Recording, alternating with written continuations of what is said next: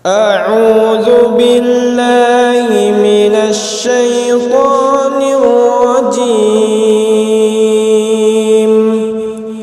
بسم الله الرحمن الرحيم.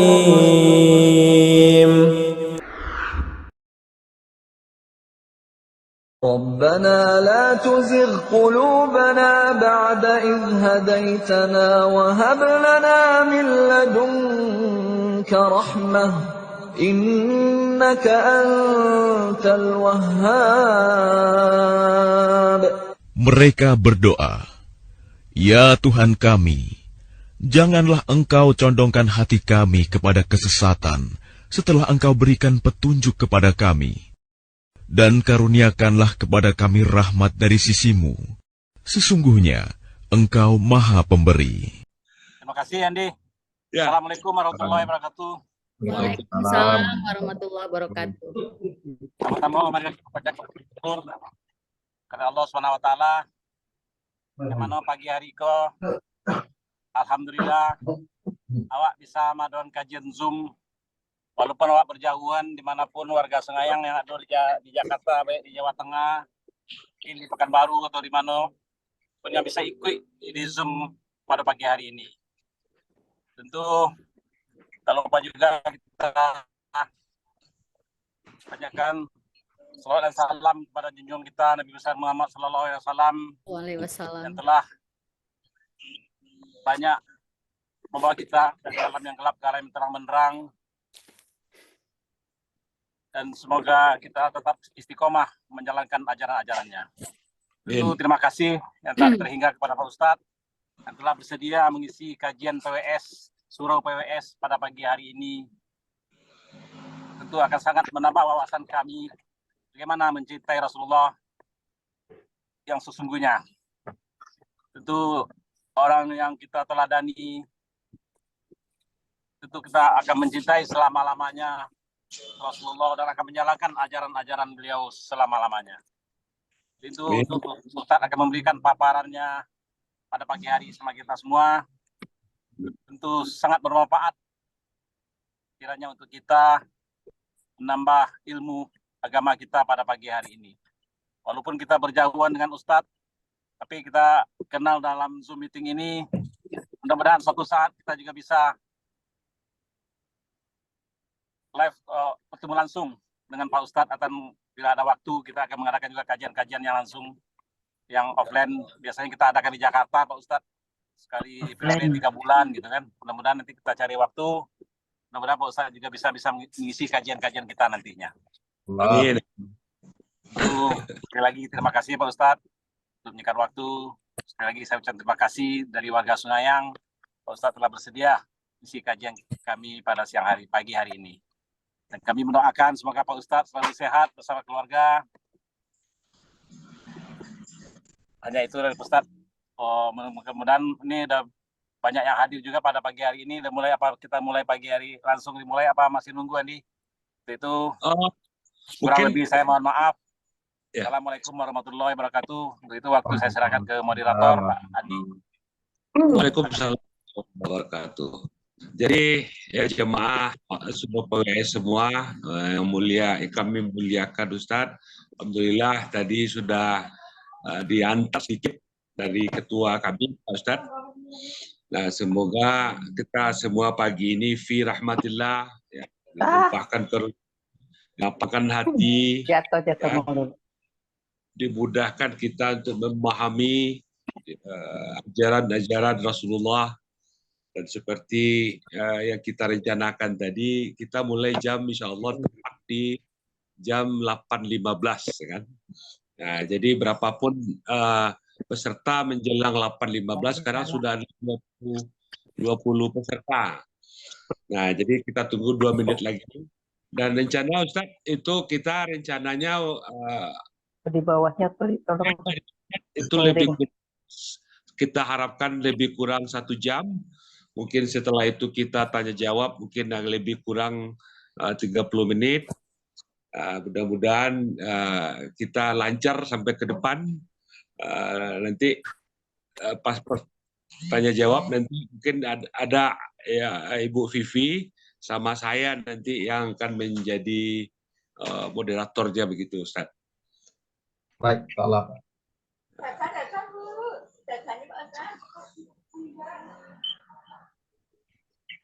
Di rumah di Padang di mana, Ustaz? Di Lubuk Menturun, Pak, ada air dingin. Oh, dia dingin. Iya, iya, iya. Saya hari di UIN, di IAIN mau jual, Pak. Ya, di UIN. Iya, iya, iya. Ini kan kampus lah pindah kamari ke Sungai Bangi, Laki, Kambo. Iya. Alhamdulillah, Ustaz. Dulu di Lubuk Lintah, sekarang pindah ke Sungai Bangi. Lah, Bu, laki rumah kampus gitu. Iya, iya. Nah, jadi topik awak ya seperti yang bos sampaikan ke Ustaz. Nah, mungkin tanpa yang hari udah jam 8.15, kami persilakan Ustaz. Mudah-mudahan kita semua fi rahmatillah. Amin ya rabbal alamin. Waktu dan tempat kami persilakan Ustaz. Tafadhal. Baik, Pak. Terima kasih, Pak. Assalamualaikum warahmatullahi wabarakatuh. Waalaikumsalam warahmatullahi wabarakatuh. Alhamdulillahirabbil alamin. Assalatu wassalamu ala asrafil anbiya'i wal mursalin wa ala alihi wa ashabihi ajmain. Bapak, Ibu-ibu sidang taklim, jamaah, keluarga besar, perantau Sungai yang di Jakarta dan sekitarnya, Bapak Ibu ya. Ini apa Zoom apa PWS Sunganyang, Pak? Zoom apa media? Surau PWS ini apa nih Pak PWS? Persatuan Warga Sunganyang, Pak Ustaz. Oh, Persatuan Warga Sunganyang Jakarta dan sekitarnya. Mohon maaf yang tidak bisa saya sebutkan satu persatu, nama dan jabatannya yang dirahmati Allah. Segala puji bagi Allah atas segala karunia-Nya. Alhamdulillah pada pagi hari ini kita dikumpulkan Allah di majelis zikir yang penuh berkah ini, walaupun dalam bentuk virtual. Mudah-mudahan tidak mengurangi penghargaan dari Allah, karena dalam hadis sahih riwayat At-Tirmizi kata Nabi, siapa yang mendatangi majelis ilmu, dia duduk di majelis berkumpul, maka kata Nabi, kana likulli khutwatin yahtuha ajru sanatin siyamuha wa qiyamuha. Setiap satu langkah kaki Allah nilai pahala setahun salat malamnya. Jadi Bapak Ibu datang ke majelis ilmu, duduk di majelis ilmu, kata Nabi pahalanya bukan durasi ceramahnya, bukan ustadznya siapa, bukan materinya apa, tapi kata Nabi langkah kakinya. Setiap satu langkah kakinya Allah hargai sama setahun salat malamnya. Itu hadis Tirmizi. Jadi kalau Bapak Ibu tahajud ya setahun lamanya, itu sama selangkah kaki orang yang datang ke majelis ilmu. Itu makanya Nabi suruh kita kalau datang ke majelis itu, ambillah jalan yang melingkar, yang mutar, supaya langkah kakinya banyak. Itu makanya dalam hadis sahih Al-Bukhari, ada orang dulu kata Nabi pernah membunuh 100 orang. Dia sudah membunuh 100 orang, dan dia ingin tahu apakah masih ada pintu taubat untuknya. Maka dia mendatangi sebuah majelis, hendak berguru, hendak bertanya, apakah ada pintu taubat untuknya. Di tengah jalan kata Nabi, fa'atahul maut, datanglah kematian. Apa enggak bisa? Setelah kematiannya datang, fakta samat malaikatul rahmah wa malaikatul azab. Malaikat rahmat dan malaikat azab ribut, ini orang ke surga atau ke neraka. Karena dosanya terlalu banyak.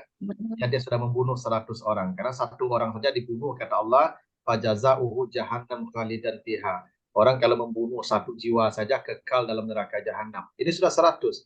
Maka malaikat ribut. Karena sebagian malaikat mengatakan dia masuk surga. Kenapa? Karena dia hendak mendatangi majelis ilmu.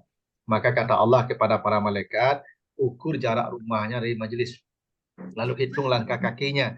Setelah dihitung langkah kakinya berlebih sejengkal ke arah majelis. Kata Allah kepada malaikat rahmat, bawalah dia orang ini ke surga dengan rahmat saya. Inilah yang menjadi bukti Bapak Ibu ya. Orang datang ke majelis ilmu itu rahmat Allah dicurahkan kepada mereka. Maka semua dosanya diampuni, kalau dia mati langsung ke surga Allah, hingga yang membunuh 100 orang.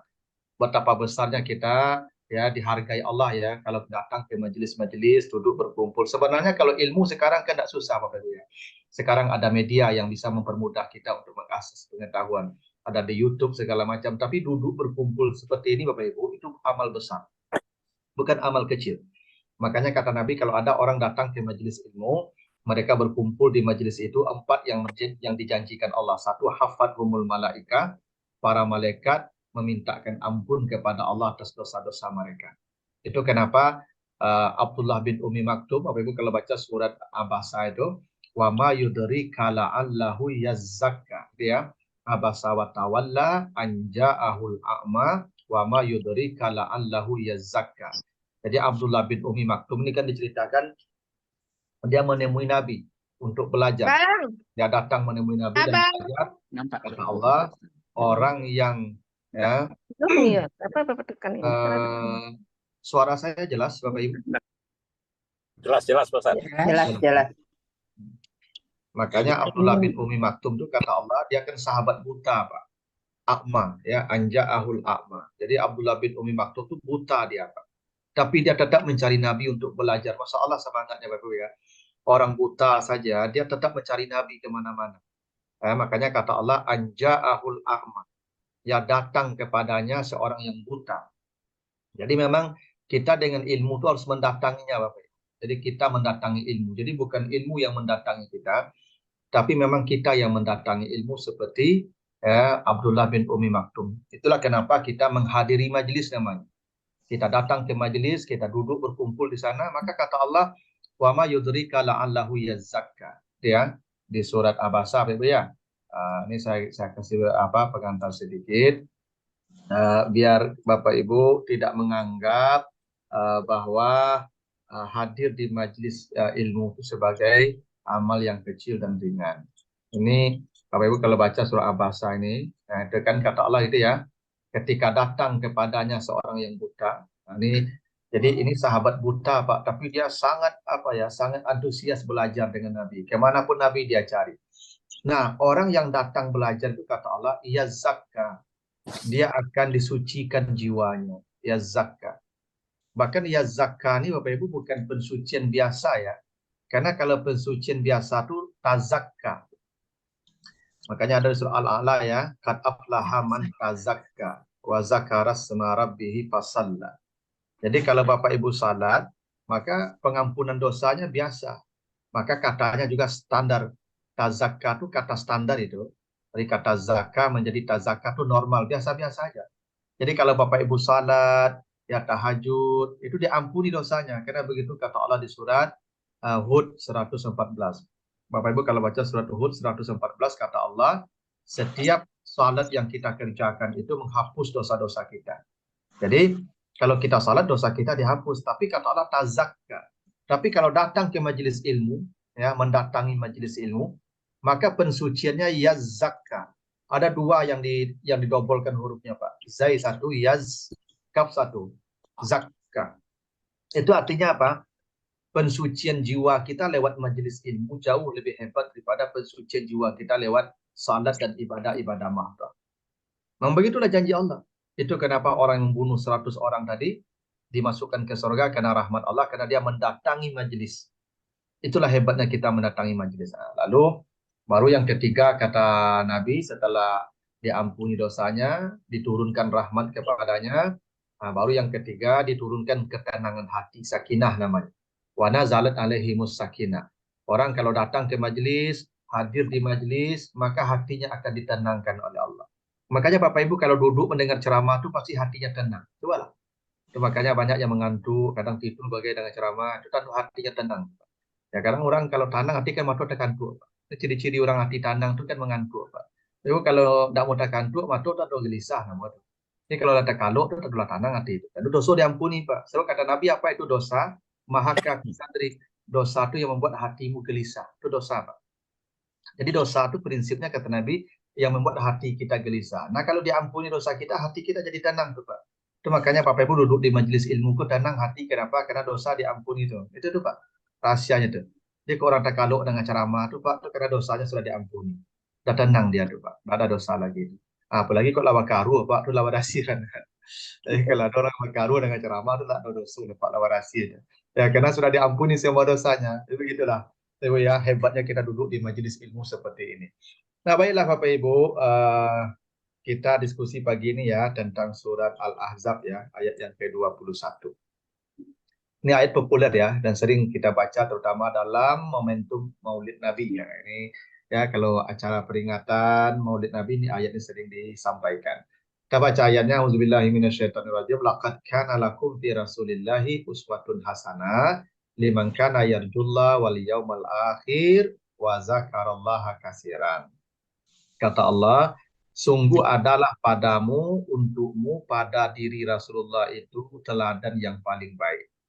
Bagi orang yang berharap ketemu Allah dan percaya dengan hari akhirat dan mengingat Allah dengan zikir yang banyak. Jadi satu poin kata Allah, poin pentingnya, bahwa Rasulullah itu adalah teladan yang paling baik untuk kita. Teladan itu artinya patron hidup. Kalau kita ingin mengukur hidup yang baik, maka ukuran yang paling baik itu adalah Nabi Muhammad, kira-kira begitulah, uswah itu. Siapapun kita, apapun profesi kita, bagaimanapun keadaan kita, maka Nabi Muhammad itu adalah contoh terbaiknya dalam segala lini kehidupan. Ada hal yang menarik begini, Pak Ibu. Uswah ini diartikan teladan ya, teladan. Kalau Bapak Ibu baca, ini bisa bacanya dua, Pak. Bisa dibaca uswah dengan rafa, dhammah ini uswah. Bisa dibaca kasrah, iswatun. Dua-duanya sama. Dua-duanya boleh dibaca, Pak. Dalam qiraah boleh dibaca uswah, boleh dibaca iswah. Karena Al-Quran itu turun dengan 7 qiraat. Jadi nanti kalau ada orang baca iswah juga dibolehkan. Baca uswah juga dibolehkan. Nah, kenapa bisa dua bacaannya, Pak? Jadi kalau uswah ini artinya di atas. Dhamma itu artinya puncak, rafa, tinggi. Jadi kalau kita bicara akhlak, kita bicara keteladanan, maka keteladanan yang paling tinggi itu Nabi Muhammad. Tidak ada keteladanan hidup yang paling tinggi yang bisa melebihi Nabi Muhammad. Makanya dibaca uswah. Kalau dibaca iswah itu kasrah. Kasrah ini artinya pecah. Itu makanya bibir kita kalau mengatakan i, pecah dia. I, pecah dia. I ya. Maka disebut kasrah. Jadi kasrah itu pecahan-pecahan, kecil-kecil.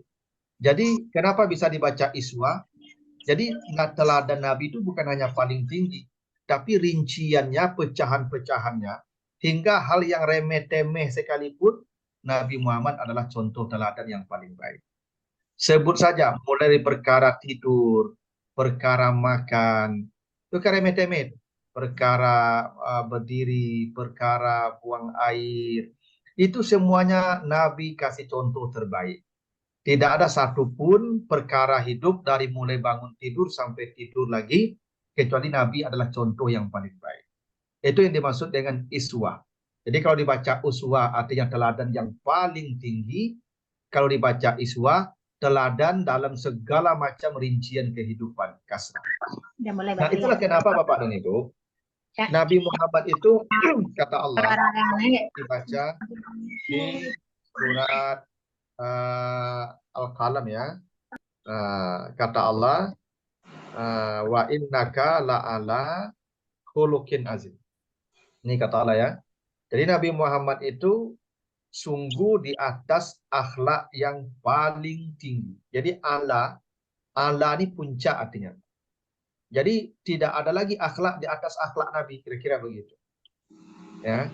Makanya Nabi Allah tidak mengatakan wa innaka fi khuluqin, bukan fi khuluqin tapi Allah. Allah itu artinya atas, puncak. Makanya Allah disebut Ali, karena Allah itu di atas segalanya, Ali. Maka Nabi Muhammad disebut ala khuluqin karena akhlak Nabi itu di atas segala akhlak. Tidak ada akhlak yang bisa mengatasi akhlak Nabi. Itu kenapa Bapak Ibu? Begini, dulu umat-umat masa lalu beriman dengan para nabi karena melihat hal-hal yang aneh-aneh. Orang beriman kepada Nabi Saleh karena melihat onta keluar dari batu, dan itu menakjubkan. Ya, ada orang beriman ke Nabi Ibrahim karena melihat dia tidak hangus dibakar api, tentu menakjubkan. Ada orang beriman dulu kepada Nabi Musa melihat tongkatnya jadi ular, itu menakjubkan. Ada orang beriman ke Nabi Isa karena dia bisa menghidupkan orang mati, itu menakjubkan.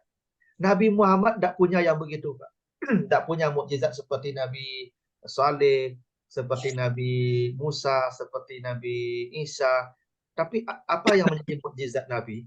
Mukjizat Nabi yang paling hebat itu adalah khuluq, akhlaknya. Jadi orang masuk Islam itu, Ibu, orang berbondong-bondong masuk Islam bukan karena hal-hal yang aneh-aneh dari Nabi yang dilihat, tapi akhlak Nabi itulah yang membuat orang terpukau dan masuk Islam berbondong-bondong. Coba gini Bapak Ibu, ketika Bapak Ibu baca kenapa yang orang berbondong-bondong masuk Islam setelah penaklukan kota Makkah. Kata Allah kan, iza ja'a nasrullah wal fath wa ra'aitan nasa yadkhuluna fi dinillahi afwaja. Jadi orang berbondong-bondong masuk Islam ketika penaklukan kota Makkah. Kenapa Bapak Ibu? Begini, penaklukan dulu Pak, kalau penaklukan, kalau negeri sudah ditaklukkan, semua penduduk negeri itu pasti jadi tawanan perang. Itu lazimnya Pak. Tidak ada penaklukan di muka bumi ini kecuali kalau negeri yang ditaklukkan itu akan menjadi negeri jajahan, akan menjadi budak-budak, akan menjadi tawanan-tawanan perang. Semuanya akan diambil sebagai harta, baik manusianya maupun asetnya. Itu adat dan tradisi perang sejak masa lalu. Tapi Nabi Muhammad Pak, ketika penaklukan kota Makkah, padahal orang-orang Makkah ini berpuluh-puluh tahun memusuhi Nabi. Perang, ya perang Badar, ya perang Uhud, ya perang Khandaq, itu mereka semua yang memerangi Nabi Pak. Mereka yang menyerang Nabi. Mereka yang berambisi untuk menghabisi Nabi dan pengikutnya. Tapi ketika penaklukan kota Makkah terjadi, dan mereka tidak berdaya menghadapi pasukan Islam, apa kata Nabi ketika kota Makkah ditaklukkan? Siapa yang masuk ke rumahnya aman. Siapa yang masuk ke rumah Allah aman. Siapa yang masuk ke rumah Abu Sufyan aman. Abu Sufyan ini Bapak Ibu musuh bebuyutan Nabi. Tidak ada orang yang paling benci kepada Nabi kecuali Abu Sufyan. Hingga Abu Sufyan itu orang terakhir yang masuk Islam. Tapi ketika kota Makkah ditaklukkan, semua penduduk Makkah tunduk kepada Nabi. Nabi berkata yang masuk ke rumah Abu Sufyan aman. Tidak dicari mana Abu Sufyan, mana dia yang memusuhi saya, mana mereka yang berperang melawan saya. Tidak ada Pak. Semua kata Nabi antum tulaqa, semua kalian bebas. Tidak ada tawanan perang, tidak ada rampasan perang. Semua memiliki hartanya, semua memiliki rumahnya. Itulah yang membuat manusia berbondong-bondong masuk Islam. Apa itu? Ala khuluqin azim. Akhlak yang tinggi. Bapak Ibu, bayangkan orang yang paling benci kepada kita, orang yang paling memusuhi kita, dia orang yang kita berikan penghargaan paling tinggi. Mana ada tokoh yang bisa begitu, Pak? Yang paling memusuhi kita, yang bahkan istrinya membunuh paman. Jadi, ya Hindun itu Ibu, istri Abu Sufyan, itu memakan hati Hamzah paman Nabi. Jadi paman Nabi dibunuh di perang Uhud dan hatinya dimakan oleh Hindun. Hindun itu istri Abu Sufyan, Pak. Tapi Abu Sufyan dan keluarganya yang dijamin oleh Nabi, yang diberikan Nabi penghargaan ketika penaklukan kota Makkah. Tidak ada akhlak yang setinggi itu. Itu kenapa Allah mengatakan wa innaka la'ala khuluqin azim. Akhlak yang paling tinggi. Dan Masya Allah Bapak Ibu, kalau Bapak Ibu baca sejarah, bagaimana Nabi menghadapi para pembenci beliau. Itu Abu Lahab. Ketika Nabi berdakwah, Pak, Abu Lahab itu kan paman Nabi sebenarnya ya. Tapi karena hasutan istri, makanya wa mar'atuhu hamalatal hatab. Sebenarnya Abu Lahab itu tidak benci-benci amat dengan Nabi, Pak.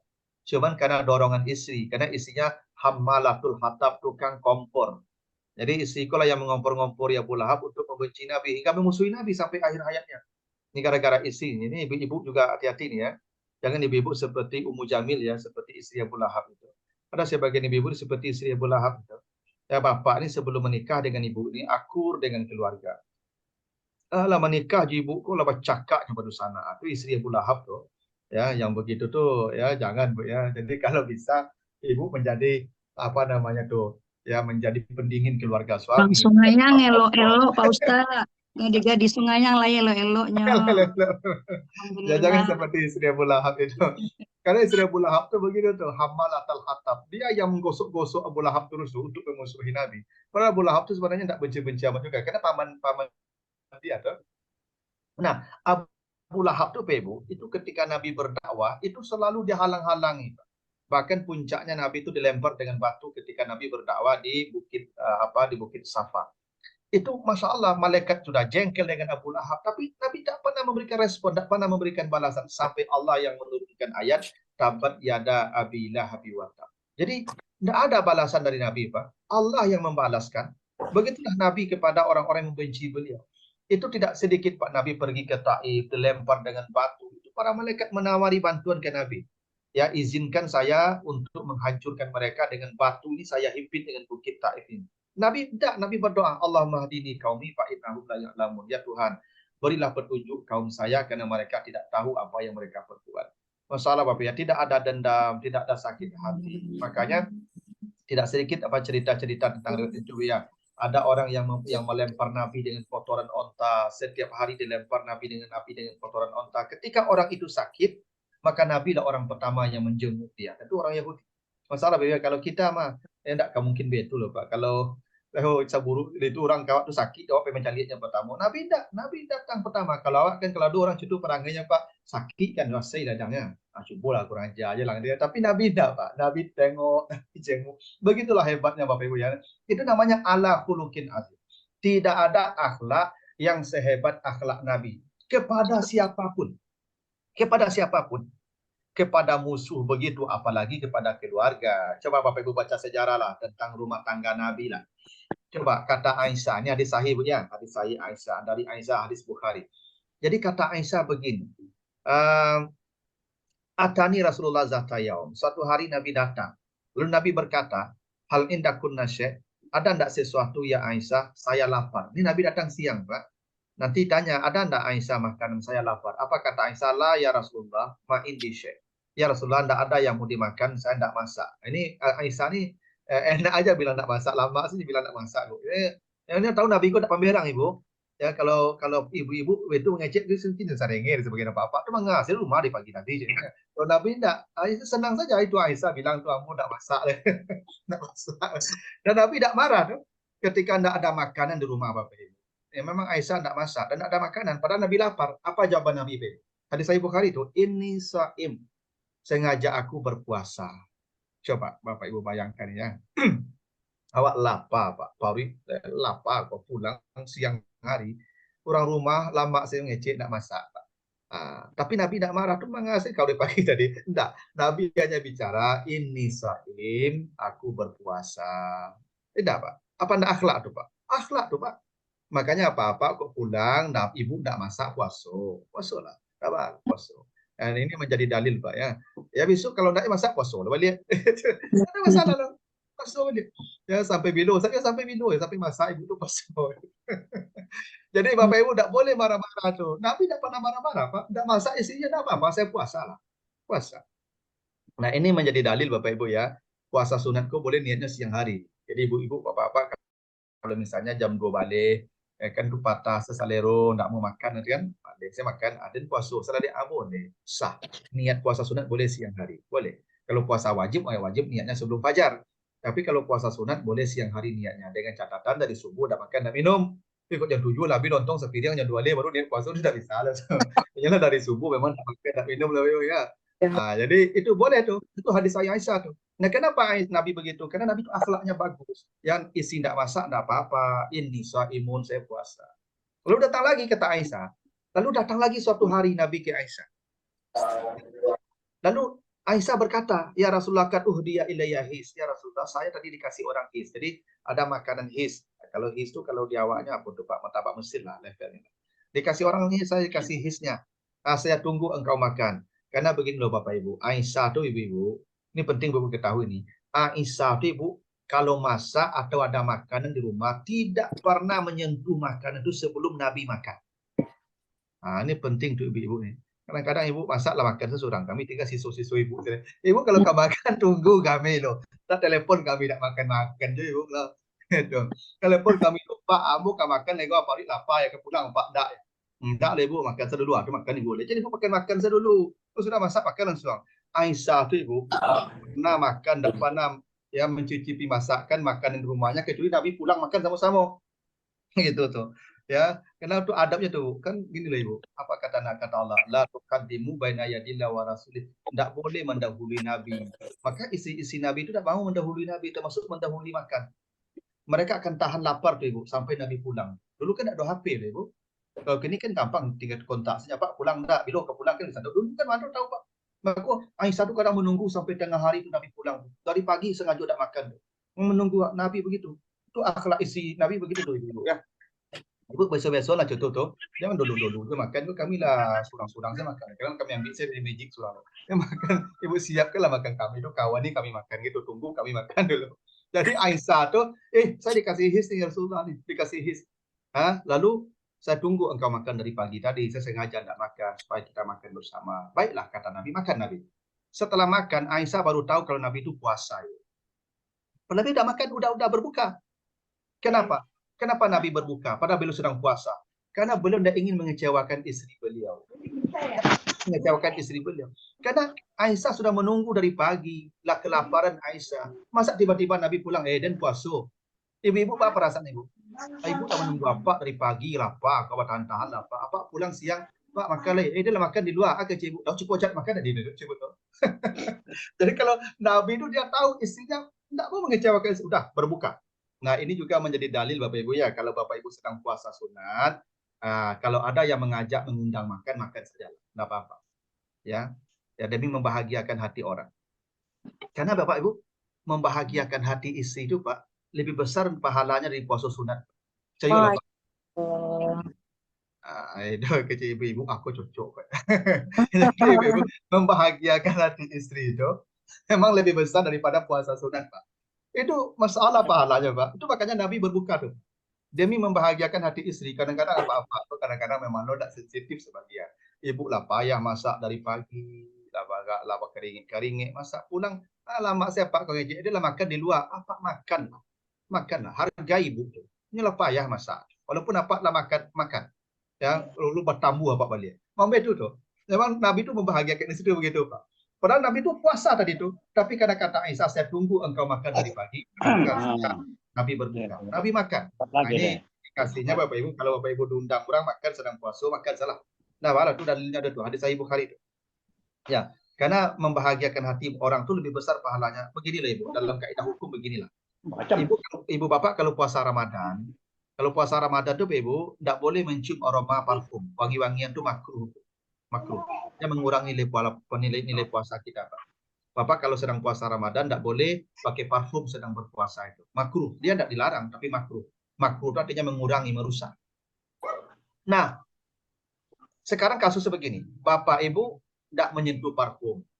Ya kan? Tidak boleh. Sekarang kita mesti pakai parfum karena ada orang yang ngasih. Ada orang bagi parfum kawak tapi semprotkan ke badan awak. Semprotkan ke kain awak. Ini ada orang-orang tertupaknya ingin berbuat baik kawak.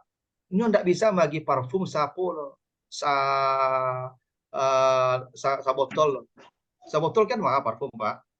Tapi nyo lagi saya parfum salasik Pak. Asa gitu ah. Nyo ingin bersedekah parfum kawak. Itu pahalanya besar tuh Pak. Ya dah.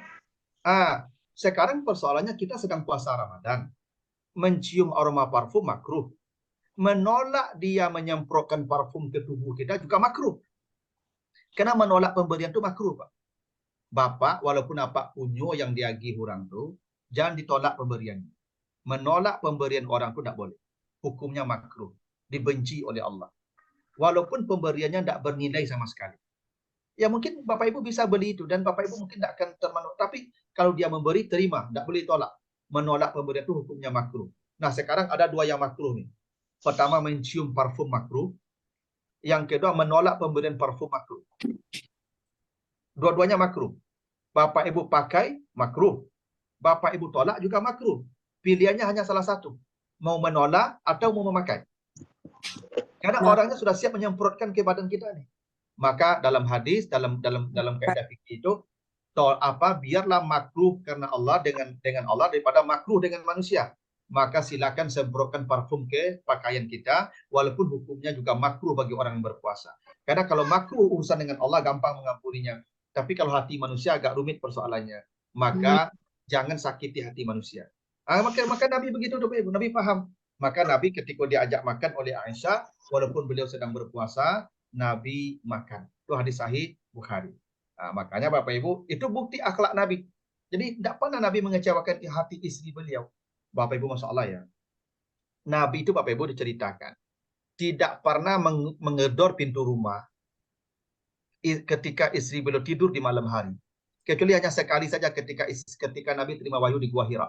Kan Nabi terima wahyu di Gua Hira itu kan diguncang-guncang Jibril kan, Iqra. Di tengah malam akhirnya Nabi ketakutan pulang, gedor pintu minta diselimuti oleh Khadijah. Lain daripada itu Bapak Ibu. Tidak pernah Nabi diceritakan memukul pintu atau menggedor pintu membangunkan istrinya yang tidur. Nabi kalau bangun malam, kalau pulang malam, ini pulang ceramah nih Pak, pulang dakwah nih. Nabi pulang tengah malam, pintu terkunci. Karena zaman dulu Pak, pintu kan kunci di dalam Pak. Kalau kini kan bisa buat kunci bisa di luar Pak. Dulu kan basantung namanya Pak. Kan pintu ke basantung dulu tuh. Ya kan santung di dalam Pak, buka pintu orang dalamnya kan. Nabi kalau terlambat pulang malam, istri sudah tidur, pintu terkunci, Nabi tidurnya di luar Pak. Masya Allah Pak.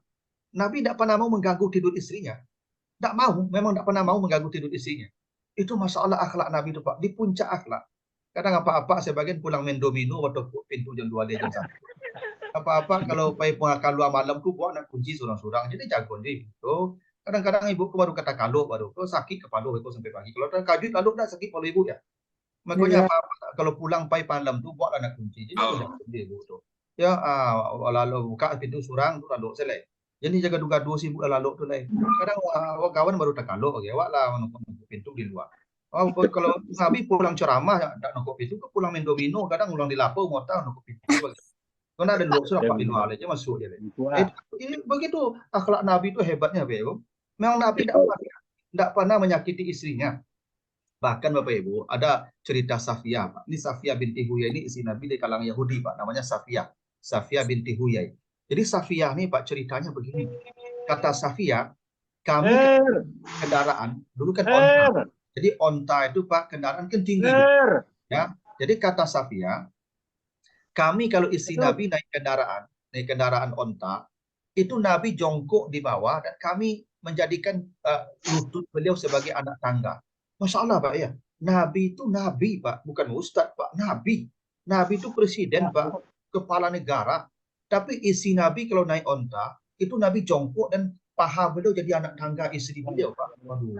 Tidak ada suami yang begitu Pak. Tidak ada. Makanya apa-apa kalau ibu naik oto bukan pintu oto tuh. Kalau enggak kaki ibu ciut naik oto jalan bagai. Karena ibu dia cerita dulu pelambit loh bagai. Makanya apa-apa kalau naik oto ibu bukaan pintu tuh baru ibuan itu baru oto baru jalan. Enggak, kadang ibu kalau nunggu duduk oleh Pak, nutup jalan pintu tutup bagian kan, kadang lekamban dekat. Maka itu masalah Pak ya. Nabi itu di puncak akhlak Pak. Tidak ada yang di atas itu. Makanya Allah tadi itu ya, Allah khuluqin azim. Nabi itu di puncak akhlak. Nah, kalau kita bicara rincian-rinciannya, masalah Pak ya, tidak akan bisa ya. Coba lah Bapak hal-hal yang remeh-temeh lah misalnya. Ada hadis sahih ya, misalnya ini kalau soal iswah tadi ya kan, kalau uswah dah kita jelaskan beberapa contoh dari itu betapa tingginya akhlak Nabi itu ya, hingga kalau kepada Allah kan diceritakan kata Aisyah Nabi itu kalau sholat malam sampai bengkak-bengkak kaki itu akhlak juga kepada Allah ya. Kenapa kaki Nabi bengkak-bengkak sholat malam? Kata Nabi latas al-anbusnihinna wa tulihinna, jangan kalian tanya lama dan panjangnya Nabi berdiri, karena Nabi itu kalau sholat malam kata Aisyah Al-Baqarah dan Ali Imran itu 1 rakaat itu, maka kaki beliau bengkak-bengkak agak lama. Beda jauh awak puluh Allah tidak ada kepanjangan. Kalau Nabi itu ibu masalah itu 1 rakaatnya Al-Baqarah dan Ali Imran Pak. Yo mana panjang lama agak Nabi itu. Makanya ada orang yang salah paham hadis itu, ya, bukan salah paham juga, kurang pas memahaminya. Begini, kan ada hadis Aisyah ya. Nabi salat malam di bulan Ramadan ataupun di luar bulan Ramadan itu hanya 11 rakaat kata Aisyah kan. 4 4 3. Itu kan hadis Sahih Bukhari itu. Orang berfokus kepada kata 11 rakaat. Padahal kunci hadis itu bukan pada angkanya, tapi pada penjelasan Aisyah, latas al-anhusnihinna wa tulihinna. Jangan kalian tanya lama dan panjangnya Nabi berdiri. Itu kunci salat malam Nabi itu. Pada lama dan panjangnya berdirinya. Hingga Al-Baqarah dan Ali Imran itu 1 rakaat. Hingga kaki Nabi bengkak-bengkak. Jadi 11 rakaat itu mulai tengah malam sampai subuh. Bukan 11-nya itu yang menjadi pokok. Lama dan panjangnya Nabi berdiri. Karena Nabi paham betul perintah salat malam itu adalah qiyamul lail. Ya ayyuhal muzammil qumil laila illa qalila. Orang yang berselimut, berdirilah. Maka Nabi lama berdirilah. Karena Nabi itu Bapak Ibu, ya, kalau sholat malamnya itu tidak pernah pendek panjang bacaannya. Panjang tuh makanya sholat tarawih Nabi hanya semalam saja berjamaah. Selain Nabi sendiri di rumah, kenapa? Tidak akan diikuti oleh sahabat. Karena terlalu lama Nabi berdiri. Nah, Aisyah bertanya, ya Rasulullah, kenapa engkau salat malam seperti ini? Bukankah engkau sudah diampuni dosamu? Bukankah engkau sudah dijamin masuk surga? Apa kata Nabi? Afala akuna abdan syakuran. Saya bersyukur kepada Allah. Bukti syukur saya, inilah. Padahal hidup Nabi itu ibu tidak kaya seperti kita, Pak. Hidup Nabi itu tidak seperti kita, Pak. Nabi tidak punya mobil, Nabi tidak punya rumah mewah. Tidak, Pak. Kamar Nabi kecil-kecil. Makanya hujurat namanya, kamar-kamar kecil. Nabi di rumah beliau tuh Pak kadang tidak masak sampai 3 hari, 4 hari. Tidak masak. Tapi kata Nabi, saya ingin bersyukur kepada Allah. Maka sholat malam saya sebegitu sampai bengkak kakinya. Kenapa? Bersyukur. Tidak akan malu kita tuh Pak, yang dikasih rumah bagus, yang dikasih kendaraan mewah, yang dikasih harta banyak. Sementara salat malam kita masih jauh Pak. Itu yang disebut ala khuluqin azim. Nabi itu akhlak beliau kepada Allah begitu tingginya. Bahkan nikmat kalau dibandingkan kita tidak seberapa nikmat dikasih Nabi itu Pak, kesenangan duniawi. Tapi ibadah Nabi sebegitunya, syukur Nabi sebegitunya. Itu disebut ala khuluqin. Nah itu namanya uswah. Di puncak ketinggian akhlak. Nah kalau Bapak Ibu bicara rincian-rincian akhlak, baca sajalah. Karena kata Allah, wa ma arsalnaka ila rahmatan lil alamin. Nabi Muhammad itu menjadi rahmat bagi semua alam. Bukan hanya manusia, tapi semua alam mendapat rahmat dari kehadiran Nabi Muhammad. Coba, Bapak Ibu kalau baca hadis-hadis ya, tentang misalnya tentang hewan. Misalnya ya, apa aturan Nabi? Dahalat imra'atun annara bihurratin rabatatha. Seorang perempuan dimasukkan ke neraka karena dia mengurung kucing sampai kelaparan. Hadis itu dikeluarkan Nabi karena Nabi itu sangat peduli dengan hewan, dengan makhluk. Makanya kata Nabi, ada perempuan amalnya banyak masuk neraka karena mengurung kucing sampai kelaparan. Makanya ibu-ibu kalau diciluk kucing ikan, dia dilalu kucing sepanjang komplek. Orang ibu-ibu kan diciluk ikan di kucing kaja sepanjang komplek. Tokok palu kucing. Ibu nanti bermasalah di akhirat tuh. Ya, ibu disidang nanti kucing itu. Ibu tanya kucing nanti dihadirkan dulu kan bersidang nanti itu. Di pengadilan itu kucing dibalik tuh mah, dihadirkan tuh mah, tuntui tuh mah. Tuhan dan tokok palu dibuka ada. Iya tokok palu ibu, iya. Bang tokok palu ada. Dia ciluk ikanan, tanya kucing tadi. Iya ciluk ikan ibu. Nak ada dia ciluk dah kucing. Ibu punya buka sih ikan tu dia makan tokok palu dia langsung makan ibu salah itu. Ibu kalau dia ciluk ikan, dia ciluk kucing ikan tu apa? Ya, dia lalu dia adalah kesaktiannya tu mah. Yang mengurung kucing tu, makanya gini ibu, ada hadis sahih, hadis Muslim. Ghufira limra'atin mumisatin bikalbin rakiyin yalhas. Kata Nabi, seorang pelacur. Ini pelacur ibu, bisa dibayangkan kalau berzina mungkin sekali 2 kali. Ini pelacur yang profesinya sudah jadi profesi berzina itu. Kata Nabi, diampuni dosanya karena memberi minum anjing yang kehausan. Ini soal akhlak Bapak Ibu ya, soal akhlak. Anjing binatang yang najis sifatnya. Tapi kalau ada orang peduli dengan seekor anjing yang kehausan, hingga pelacur sekalipun kata Nabi, dia masuk surga, diampuni dosanya. Masalah Bapak Ibu tingginya akhlak itu ya. Itu makanya kata Nabi, tidak ada satupun yang paling besar nanti, yang paling berat di akhirat, min husnil khuluq, kecuali akhlak. Jadi kata Nabi, di akhirat, di timbangan Allah, yang paling berat timbangan itu adalah husnul khuluq, akhlak yang baik. Hingga pelacur tadi, pelacur, dia masuk surga karena memberi minum anjing yang kehausan. Nah, tapi tentu Bapak Ibu jangan salah paham kan. Oh kalau betul rancak lo pelacur itu mah cari si anjing siku itu selesai urusan wak. Enggak itu loh tuh. Ini menunjukkan betapa rahmat Allah terhadap orang yang berakhlak hingga ke binatang sekalipun. Berakhlak. Bahkan Bapak Ibu kalau Bapak Ibu baca tentang hadis-hadis bagaimana Nabi peduli dengan lingkungan. Misalnya kata Nabi begini. Ya, ada 7 amal yang mengabadikan manusia sampai hari kiamat, ya kalau mati aman sampai hari kiamat. Sab'atun yajri lil abdi ajruhunna wa fi qabrihi ba'da mautihi ila yaumil qiyamati. Ada 7 amal yang mengabadikan manusia sampai hari kiamat. Kalau dia mati, maka amallah dia, karena itu jariah. Dia mendapat amal yang jariah, yang pahalanya mengalir sampai hari kiamat. Yang 7 itu, Bapak Ibu, 1, man allama ilman, yang mengajarkan ilmu. Jadi siapa yang mengajarkan ilmu, dia aman sampai hari kiamat. Au ajra nahran, yang mengalirkan sungai. Bapak Ibu, yang menggalikan sungai, mengalirkan air, itu aman sampai hari kiamat. Au hafara bi'ran, yang menggalikan sumur. Bapak Ibu kalau pernah menggalikan sumur, membiayai sumur bor atau sumur kalian, insya Allah aman sampai hari kiamat kalau mati. Atau ya warasa mushafan, dia mewariskan mushaf. Bapak Ibu kalau bersedekah mushaf Al-Quran, aman sampai hari kiamat. Au bana masjidan, dia membangun masjid. Atau dia meninggalkan anak yang saleh. Dan salah satu yang 7 itu kata Nabi, au gharrasa nahlan, yang menanam pohon. Masya Allah Bapak Ibu ya. Orang yang menanam pohon itu Pak, itu sampai hari kiamat diamankan oleh Allah. Bahkan kata Nabi, jangankan pohon itu berbuah, yang buahnya dimakan oleh manusia atau hewan. Hingga daun-daun pohon yang dimakan ulat itu sedekahnya sampai hari kiamat. Betapa Nabi pedulinya dengan lingkungan, tidak boleh menebang pohon. Hingga yang menanam pohon itu mendapat jaminan sampai hari kiamat aman. Itu makanya kata Nabi, besok mau kiamat, di tanganmu ada pohon, maka tanamlah sekarang. Besok udah mau kiamat, tapi tetap kita tanam pohon. Kenapa? Akhlak kita dengan lingkungan begitu. Kita peduli dengan lingkungan. Yang peduli dengan lingkungan, itu diberikan Allah ganjaran yang besar. Itu hebatnya akhlak. Hingga kepada pohon. Jadi makanya begitu, ketika Nabi perang, ada 4 yang tak boleh diganggu ketika perang. 1, jangan bunuh orang tua. 2, jangan bunuh wanita. 3, jangan bunuh anak-anak. 4, jangan tebang pohon. 4. Kenapa menebang pohon masuk bagian? Jangan bunuh wanita, tidak apa-apa, bagus. Jangan bunuh orang tua, ya begitu waktu perang. Jangan bunuh anak-anak, ya begitu. Tapi jangan tebang pohon. Nabi ingin katakan menebang pohon itu sama dengan membunuh manusia. Bapak kalau tebang pohon, gundul hutan tuh, bisa ribuan jutaan manusia yang mati nanti. Lebih dahsyat pada membunuh orang menebang pohon. Dan itu akhlak. Dan makanya kata Nabi, yang berakhlak ke lingkungan itu nilainya besar. Itu makanya ayat tentang akhlak tadi Bapak Ibu, kalau baca nanti ayat tentang akhlak, kan kaitannya dengan apa tadi itu? Kalau Bapak baca, liman kana yarju Allah. Nah, siapa yang ingin berharap ketemu Allah dan hari akhir. Ini akhlak ini.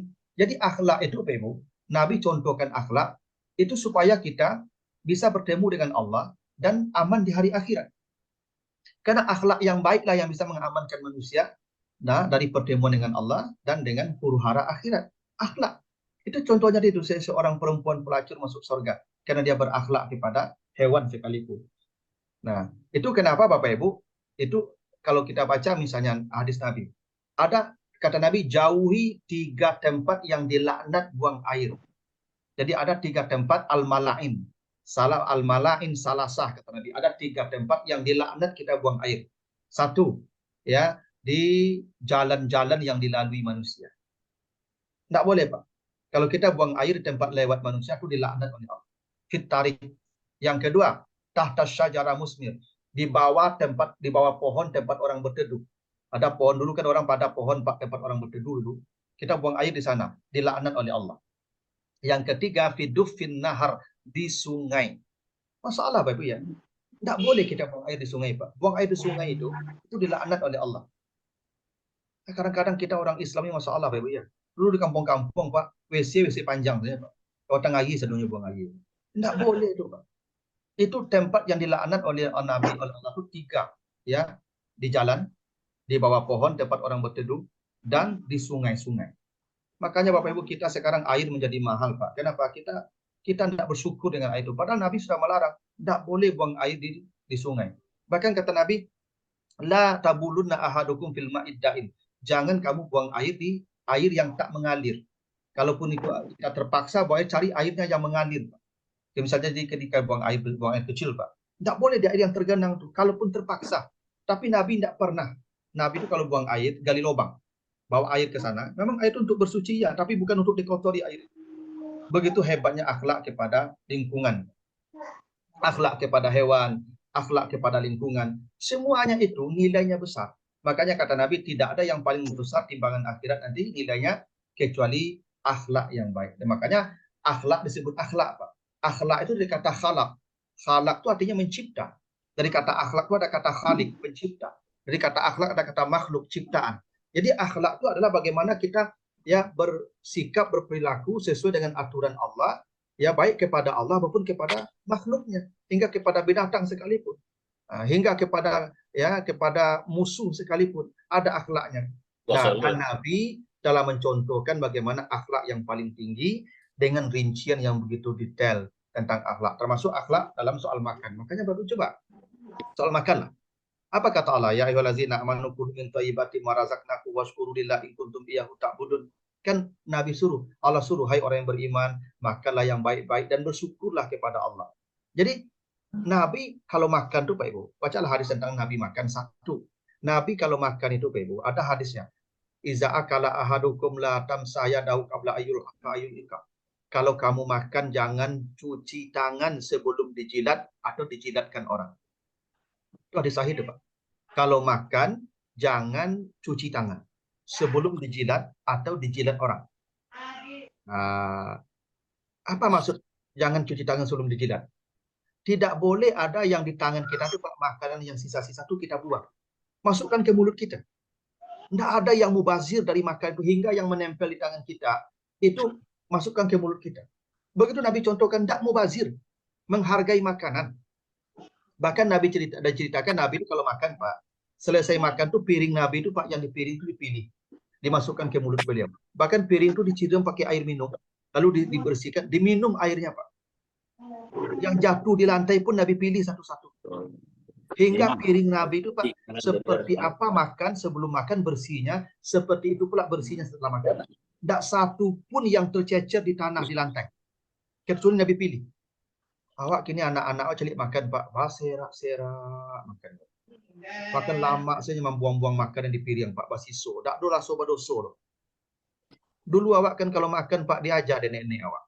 Ambil dan kabi dia angyo. Tapi dah bago. Tapi dah boleh dibuang-buang Pak. Itu jatuh ke lantai itu berang nenek tu. Itu ada dan nanti di ang tu betul tu Pak. Ini anak-anak kita tidak ada syukur dengan makanan.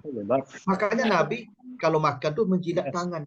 Menjilat tangan tuh bukan menjilat tangan, maksudnya seluruh yang menempel di tangan tuh tetap masuk ke mulut. Tidak ada yang dibuang. Bahkan Nabi sering menjilat tangan Aisyah. Itu makanya jangan cuci tangan sebelum dijilat atau dijilatkan orang. Karena Aisyah ditanya, "Kok dijilatkan orang?" Karena saya kalau makan dengan Nabi, sering tangan saya dijilat oleh Nabi. Gitu tuh, Ibu. Ya, memang Nabi dengan istri beliau itu romantis tuh, Pak. Jadi Nabi itu kan dengan istri beliau tuh kadang tangan istri itu dijilat Nabi. Ya kalau Papa enggak sanggup ya enggak apa-apa. Ya tapi kalau ada yang mau silakan enggak apa-apa. Jadi sudah makan Ibu kan dijilid tangan Ibu, itu sunnah Pak, enggak apa-apa. Bagus. Nah, tapi dia dekat cucu, beko dekat cucu nampak di cucu kan. Boleh perangai enggak bawahnya. Berdua saja. Ya enggak apa-apa, romantis Pak. Ini Aisyah dengan Nabi begitu tuh. Tapi begitu adab, begitu akhlak dalam makanan. Nabi itu Ibu enggak pernah mengomentari makanan. Kata Aisyah, Nabi kalau suka beliau makan, kalau enggak suka beliau tinggalkan saja. Enggak ada komentar-komentar. Enggak pernah Nabi mengecek, enggak lama loh mah. Iko ke iko saya sampah mah enggak pernah tuh Pak, enggak pernah. Memang enggak pernah. Nabi suka makan, enggak suka tinggalkan saja. Enggak ada komentar dengan makanan. Itu akhlak Pak. Akhlak. Kadang awak ke masalah Pak, lah sameja sambat lata, ma komentar joleh. Apa makan saya ngado tuh syukuri. Nah itu akhlak tuh namanya itu. Jangan komentar jo. Maka tidak boleh menunggu makan yang tidak ada Pak. Lah ada makan lain. Jadi cari yang tidak ada. Memang beradab kita dengan makanan itu begitu tuh. Dan itu akhlak. Itu kenapa iswah tadi. Sampai hal yang remeh-temeh dicontohkan. Kalau makan minum Nabi itu duduk. Tidak pernah Nabi makan minum berdiri. Kadang-kadang kita kalau di kota-kota lama sambil berjalan saya makan. Yang sambil berjalan makan tuh binatang, hewan. Orang beriman tuh kalau makan duduk. Itu makanya Bapak Ibu baca nanti di surat Muhammad ayat yang ke-12. Nanti baca surat Muhammad ayat yang ke-12. Apa beda orang kafir dan orang beriman kata Allah? Makan. Innallazina kafaru yatamatta'un wa yaquluna kama ta'kulun an'am. Orang kafir kalau makan seperti binatang ternak. Orang kafir kalau makan seperti binatang ternak. Maka orang beriman makan tidak sama dengan binatang ternak. Maka Nabi suruh kalau makan tuh duduk. Tidak ada tempat duduk. Cari tempat bersandar minimal. Tapi duduk di lantai. Kini Pak beralik masalah Ibu ya. Sajak 5 lah beralik kini Pak. Lah sambil tagak saya makan sama-sama Pak. Apa Ibu kok beralik besok? Tolong sadion kursi sampai duduk. Kalau tidak ada kursi, sadion karpet duduk di lantai orang. Jangan makan sambil tagak sambil jalan. Aku heran kadang-kadang orang yang makan sambil bajadan tuh Pak sambil tagak. Aku udah orang bodoh loh Pak, orang-orang hebat. Ya pendidikannya tinggi-tinggi tapi makan sambil tagak. Masya Allah Pak, heran Mbak. Kadang-kadang gini jadi tren loh Pak, garden party apa namanya itu. Makan berjalan-jalan tagak-tagak aja makan. Kalau Nabi tidak boleh makan, makan tuh duduk. Hanya hewan yang makan berdiri itu. Ada bangku gimana, Tat? Bapak? Ada bangku. Nah, jadi memang begitu akhlak. Sampai soal makan minum pun diatur ya supaya ya Bapak Ibu kita nanti ketemu Allahnya bisa lebih nyaman. Ya, kita nanti di akhiratnya lebih aman. Karena akhlak itu yang mengamankan kita. Bapak Ibu kalau nak bersyukur dengan makanan bermasalah di akhirat itu. Bapak Ibu kira setiap nikmat itu tidak akan ditanya oleh Allah tuh. Ditanya itu. Sumalatus alun yauma izin aninaim. Makanan yang dibuang-buang itu ibu-ibu dipertanya di akhirat itu. Ibu-ibunya suku-suku campak-campak makanan. Karena ibu masak banyak-banyak, wah berdua rumahnya lah tujuh bola selero dah mulai masak banyak lah, aku campak sih katong sampah gitu. Ibu itu ditanya di akhirat itu mah, mangga ibu campak di katong sampah. Ya lah jadi ada kata makan, mangga banyak mana ibu masak, agak sih lah 2 potong. Kadang ada ibu sebagian hobi mencampak makanan katong sampah.